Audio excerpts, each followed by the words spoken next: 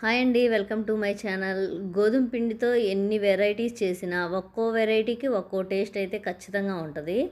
నేను ఇప్పుడు గోధుమ పిండితో చిట్టి చిట్టి బుజ్జి బుజ్జి బిస్కెట్లు చేస్తున్నాను. దీనికోసం నేను అరకిలో గోధుమ పిండి తీసుకున్నాను, అరకిలో బెల్లం తీసుకున్నాను. ఇవి మామూలుగా చపాతీ పిండిలాగా కలిపి కొంచెం ఆయిల్ కొంచెం ఉప్పు వేసి ఒక్క హాఫ్ అన్ అవర్ మూత పెట్టేసి నానబెట్టి ఉంచిన తర్వాత ఈ గోధుమ పిండి పిల్లలు స్కూల్ నుంచి వచ్చేసరికి ఏదో ఒక వెరైటీ ఖచ్చితంగా చేయాలి అనుకున్నప్పుడు సింపుల్గా త్వరగా అయిపోవాలి అంటే ఈ వెరైటీ చాలా బాగుంటుందండి.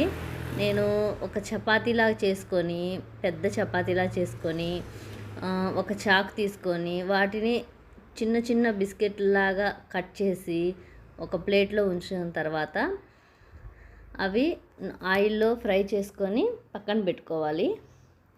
ఇవి ఉడికేలోపు ఇవన్నీ ఫ్రై అయ్యేలోపు నేను మా అమ్మాయే సగం తినేసేసాము. వాళ్ళు స్కూల్ నుంచి వచ్చేసరికి రెడీ చేస్తూ ఉన్నాను. చాలా ఉట్టిగానే చాలా టేస్టీగా ఉన్నాయి. వీటిలో ఒక్కోసారి నేను కారం ఉప్పు వేసి హాట్గా కూడా చేసుకోవచ్చు, స్వీటే కాదు హాట్గా కూడా చాలా టేస్టీగా ఉన్నాయి. బెల్లం కలపకముందే ఇవి బెల్లం పాకు పట్టకముందే నేను చాలా సగం తినేసేసారు పిల్లలు కూడా. బెల్లం పాకు తీగ పాకంలాగా అంటే గట్టి పాకం కాకుండా తీగ పాకంలాగా వచ్చేలాగా చూసుకొని అలా రెడీ చేసుకొని దాంట్లో అంటే బిస్కెట్లో పోసి ఉంచుకుంటే ఈ బిస్కెట్లు చాలా ఈజీగా త్వరగా అయిపోతాయి.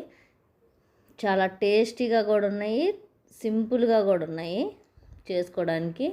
ఎటువంటి ఎక్కువ ఐటమ్స్ కూడా అవసరం లేదు.